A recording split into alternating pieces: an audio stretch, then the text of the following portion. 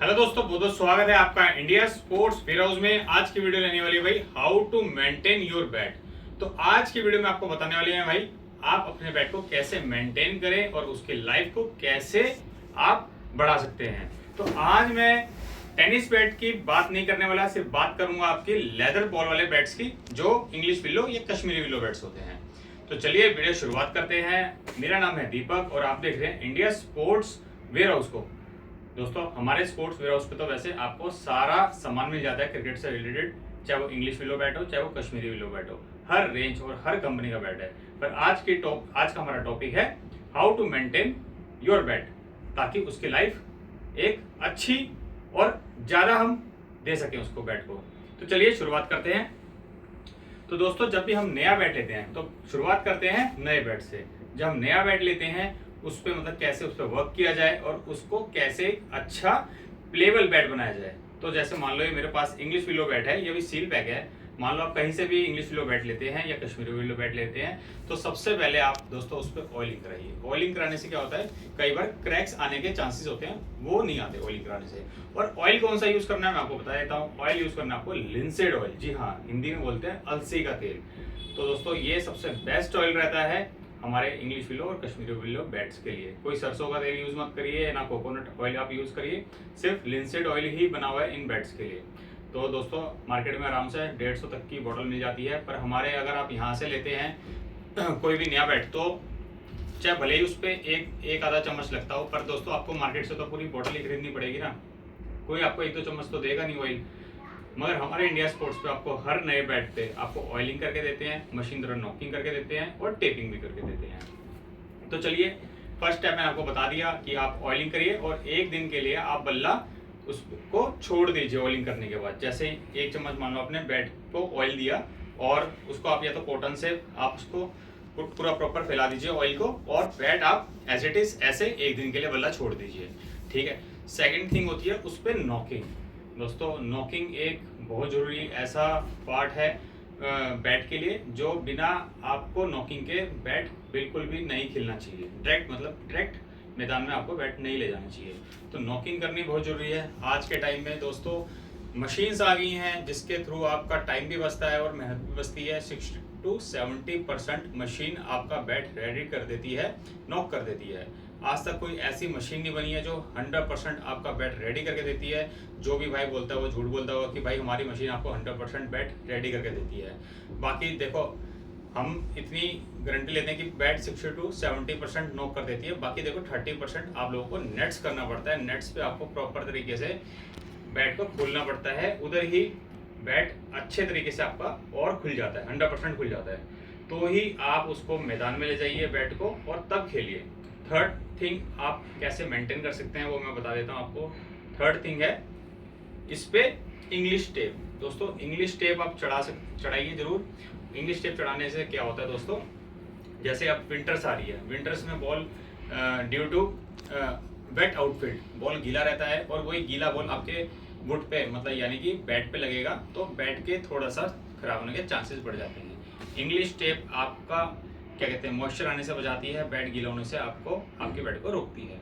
और साथ में आती है एजिस टेप। इंग्लिश टेप के साथ साथ आप एजिस टेप भी ला सकते हैं। एजिस टेप आपको प्रोटेक्ट करती है एजिस, जैसे कई बार मोटी कत्ती लग जाती है, कई लोग बोलते हैं कि चुर्री लग गई, तो ये चीज़ें होती हैं। अगर आप एजिस टेप लगाते हैं तो एज टूटने के चांसेस भी कम हो जाते हैं। और कई लोग भाई टो गार्ड लगाते हैं। टो गार्ड लगाने से क्या होता है, कभी कभी भाई मॉइस्चर ग्राउंड गीला होता है, जैसे ग्रासेस में बैट रखते से ग्रासेस हैं तो बैट यहाँ से धीरे धीरे खराब होने लग जाता है। तो आप भाई टो गार्ड लगा के भी रख सकते हैं। और नए बैट पे मैं आप सबको सजेशन दूंगा, जितने भाई हमारे कॉर्पोरेट खेल रहे हैं या नए भाई हमारे मैदान में उतरते हैं, ये सजेशन मैं उनको नहीं दे रहा जो फुल्ली मतलब कि प्रोफेशनल है, क्योंकि फुल्ली जो प्रोफेशनल्स होते हैं उनको पता है भाई बॉल हमने टो पे मीट नहीं करना। और मैं आपको दिखा देता हूँ, देखिए एक नेक्स्ट थिंग है बैंड। ये देखो कई लोग इसको बैंड बोलते हैं, कई गटिंग बोलते हैं, कई जगह इसको थ्रेडिंग भी बोला जाता है। तो ये 3 नाम है इसके। ये देखिए बैंडिंग करी हुई है, बैंड, थ्रेडिंग आप कह सकते हैं और कटिंग कह सकते हैं। तो ये टो पे आप चढ़ाइए। देखिए ये कॉर्पोरेट वालों के लिए मस्ट है। अगर आप नया बैट लेते हैं तो पहले ही बैंड चढ़ाइए ताकि टूटने से पहले बच जाए, क्योंकि आजकल आपको पता है कॉर्पोरेट में किस टाइप की बॉल्स यूज हो रही है। तो काफ़ी मतलब बेसिक रेंज वाली बॉल यूज़ कर रहे हैं मेरी कॉर्पोरेट भाई लोग, जो भी ग्राउंड ओनर हैं वो देख रहे हैं वीडियो, तो मैं उनसे रिक्वेस्ट करूंगा कि भाई 100-200 रुपये आप एक्स्ट्रा ले लो, पर आप बॉल अच्छी यूज़ करो। क्योंकि आजकल क्या है, कॉर्पोरेट वाले अच्छे बैटों से खेलते हैं, कोई 2-3 हज़ार वाले बैट से नहीं खेल रहे हैं भाई। कॉर्पोरेट वाले जितने भाई हैं सारे अच्छे मतलब कमा रहे हैं, तो अच्छे बैट से भी खेल रहे हैं, और कम से कम एवरेज जो कॉर्पोरेट बैट चल रहा है वो 10-20-30 हज़ार मतलब इस रेंज में कॉर्पोरेट भाई लोग आराम से बैट परचेज कर लेते हैं। तो भाई क्यों आप उनको 200-300-250 रुपये वाली बॉल से खिला रहे हो? थोड़ा सा आप 100-200 रुपये एक्स्ट्रा ले लो, बॉल अच्छी करो, आपके ग्राउंड का नाम भी अच्छा होगा। तो भाई आप लोग बैंड जरूर चढ़ा के रखिए बैट पे, क्योंकि कभी अगर पता नहीं होता कि इंडियन पिचेस पे लो बाउंस रहता है, और कई भाई हमारे टो से ज़्यादा खेलते हैं, मतलब नीचे से ही हिट करने की कोशिश करते हैं, तो बैंड ना हो तो उनका टो जल्दी टूटने के चांसेस होते हैं। बाकी बैंड चढ़ा के खेलेंगे तो सेफ्टी बढ़ जाती है।